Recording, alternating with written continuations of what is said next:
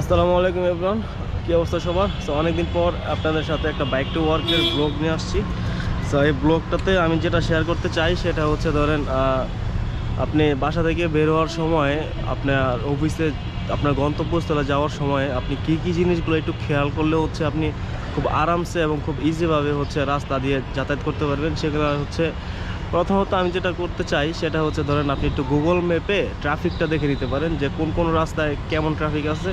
কারণ ঢাকার ভিতরে তো রাস্তাঘাটের অভাব নেই, আপনি অনেক রাস্তা দিয়ে হচ্ছে যেতে পারবেন। সো আপনি যদি গুগল ম্যাপে একটু ট্রাফিকটা দেখে নেন তাহলে হচ্ছে আপনি খুব রিল্যাক্সে যেতে পারেন। তারপর হচ্ছে ধরেন আপনার বিভিন্ন রাস্তাঘাট যদি জানা থাকে, চেনা থাকে, ধরেন অনেক রাস্তা আপনি জানেন, চিনেন, ঠিক আছে, তাহলে হচ্ছে আপনি যে কোনো সময় যে কোনো বিকল্প রাস্তা দিয়ে হচ্ছে বের হয়ে যেতে পারবেন। সো এইসব বিষয় আর কি, সো এইসব বিষয় নিয়ে কথা বলতে বলতে আজকে অফিসে যাব। সো সাথেই থাকুন, দেখতে থাকুন।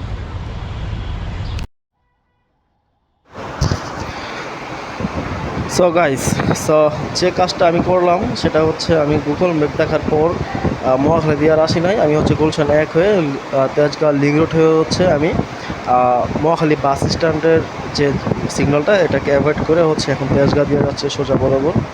আপনারা দেখতে পাচ্ছেন ভিডিওতে যে এই রাস্তাটার হচ্ছে বাঁ সাইডে অনেকখানি রাস্তা কাটা, মানে রাস্তার কাজ চলতেছে।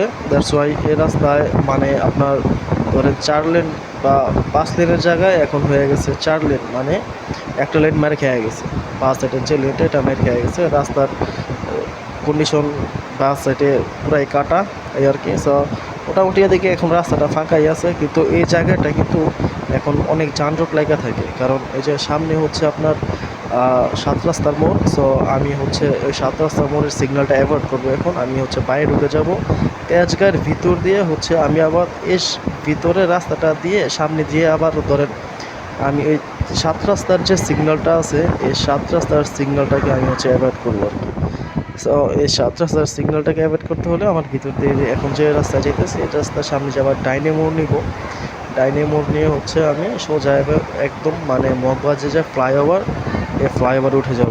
সো এই ফ্লাইওভার এখন আমি যদি সিগন্যালে দাঁড়ায় থাকি আমার অনেকক্ষণ দাঁড়ায় থাকতে হবে, কারণ বাইরে দিয়ে রাস্তা ক্রস করার মতো, হ্যাঁ, সো বাইরে দিয়ে রাস্তা ক্রস করার মতো অবস্থা নাই, কারণ বাইরে রাস্তা কাজ করতেছে, এই আর কি। সো আমি এখন সোজা যাব, সোজা যেয়ে হচ্ছে আমি আবার সোজা ফ্লাইওভারে উঠে যাব। সো ফ্লাইওভারে ওঠার জন্যই আমি মূলত এই রাস্তাটা বেছে নিয়েছি, কারণ রাস্তা যানজট ভালো লাগে না, এই আর কি। সো এভাবে অনেকেই যায়, ভিতরের রাস্তাগুলো অনেকেই ব্যবহার করে। সো সুবিধা যেটা ভিডিওর প্রথমে যেটা আমি বলছি সেটা হচ্ছে ধরেন যে রাস্তাঘাট জানা থাকলে বা চেনা থাকলে আপনি যে কোনো রাস্তা দিয়ে আপনি যে কোনো মুহূর্তে বের হয়ে যেতে পারেন। ধরেন সিগনালে আপনি 5 মিনিট দাঁড়া থাকার চেয়ে 5 মিনিট যদি আপনি বাইরের রাস্তায় দিয়ে যান বা অন্য কোনো রাস্তা ব্যবহার করেন তাহলে হচ্ছে আপনি 1 কিলোমিটার বেশি চালাইলেও গায়ে লাগে না, কারণ আপনি রানিংয়ে আছেন। সো এখন সামনে আবার ডাইনিং মোড় নিব, ডাইনিং মোড় নিয়ে হচ্ছে আমি সোজা সিগন্যালটাকে অ্যাভয়েড করে ফেললাম আর কি। এটা তো আপনারা দেখতে পাচ্ছেন সিগন্যালটাকে আমি কেমন অ্যাভয়েড করলাম।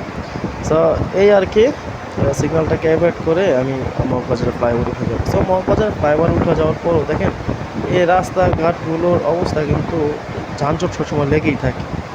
যানজট থাকে না এমন কোনো কথা না, আপনি ভিতর দিয়ে যান যেভাবেই যান, তবে একটু ট্রিক্স খাটাইলে বা একটু রাস্তাঘাট চেনা থাকলে আপনি যে কোনো সময় যে কোনো রাস্তায় যে কোনো মুহূর্তে ডিসিশন নিয়ে আপনি হচ্ছে রাস্তা চেঞ্জ করে ফেলতে পারেন। এতে করে হয় আপনার লোকেশনে তাড়াতাড়ি পৌঁছানো যায়। এই যে দেখেন এই যে 7 রাস্তার যে সিগন্যালটা এটা কিন্তু আমি অ্যাভয়েড করে ফেললাম। অ্যাভয়েড করে হচ্ছে এখন আমি সোজা এই যে ফ্লাইওভারের দিকে মুভ করতেছি। তো ফ্লাইওভারে এখন আমি সোজা উঠে গেলাম, মানে উঠে যাবো আর কি, সামনে ফ্লাইওভারে ওঠার রাস্তা।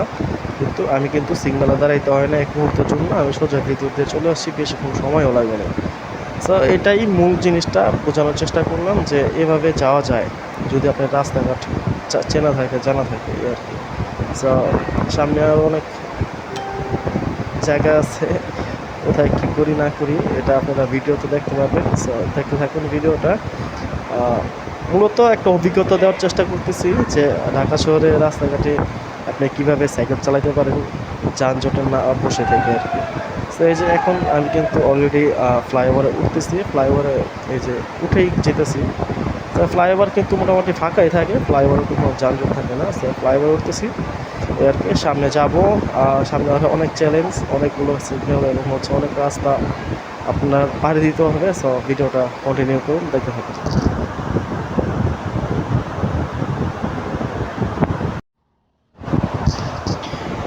সো চলে আসলাম সব কিছু পিছনে ফেলে।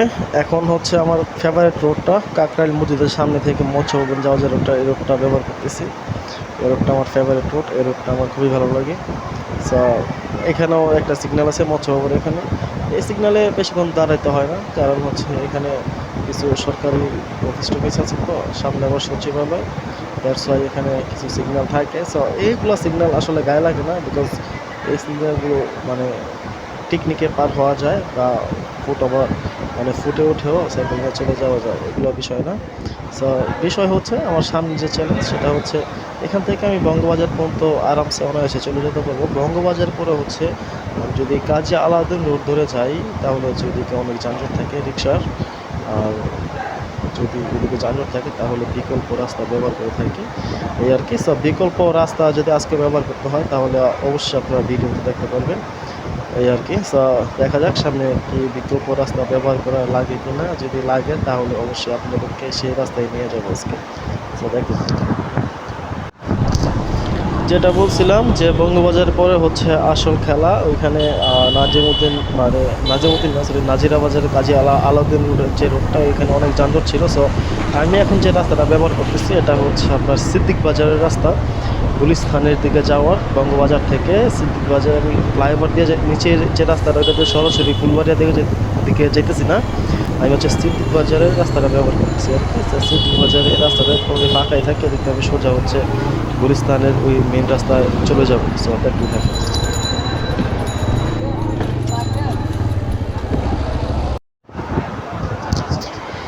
ইতিমধ্যে আমি চলে আসলাম বাবুবাজার ব্রিজে উঠতেছি। সো যেটা বলতে চাই সেটা হচ্ছে এইটুকু রাস্তা ধরেন 12 কিলোমিটার রাস্তায় সিগন্যাল পরে 12টার উপরে সিগন্যালে যদি আপনি 5 মিনিট করে ধরেন 1 ঘন্টা শেষ।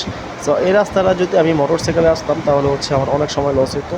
এই কারণে সাইকেল ব্যবহার করি, বিকজ সাইকেল হচ্ছে best vehicle for office commute or other things. Because আপনি যে কোনো কাজের ক্ষেত্রেই বা যে কোনো বাইক টু ওয়ার্ক বা অফিস কমিউট যাই করেন না কেন, আপনি হচ্ছে সাইকেলের ব্যবহারটা উত্তম। বিকজ ঢাকা শহরে আপনি সাইকেল ছাড়া অন্য কোনো ভেহিকেলে হচ্ছে আপনি এত দ্রুত কোথাও যাতায়াত করতে পারবেন না, কারণ সাইকেলে আপনি চিপা চাপা উলিগুলি যদি জানা শোনা থাকে আপনি যে কোনো মুহূর্তে যে কোনো রাস্তা ব্যবহার করতে পারবেন, যেটা কিনা মোটর সাইকেল অথবা অন্য অন্য ভেহিকেলে সম্ভব না, এই আর কি। বাবুবাজার ব্রিজের আজকের ভিউটা জোস, লোকেশনটা ভালো লাগতেছে, ভিউটা অনেক সুন্দর লাগতেছে, আকাশের অবস্থাও খুব সুন্দর, যদিও কিছুক্ষণ পর বৃষ্টি নামতে পারে এরকম একটা আবহাওয়া, এই আর কি। তো আশা করতেছি ভালো লাগছে আপনাদের কাছে ভিডিওটা। আমি কিভাবে অফিসে যাতায়াত করি সাইকেল দিয়ে এটার একটা নমুনা ধরে তুললাম আপনাদের সাথে। ভিডিওটা এখানে শেষ করে দিতে যাচ্ছি। পরবর্তীতে কোনো ভিডিও বা ব্লগে এরকম বাইক টু ওয়ার্কের ব্লগে বা কোনো ভিডিওতে আবার দেখা হবে ইনশাল্লাহ। আল্লাহ হাফেজ, ভালো থাকবেন সবাই, আসসালামু আলাইকুম।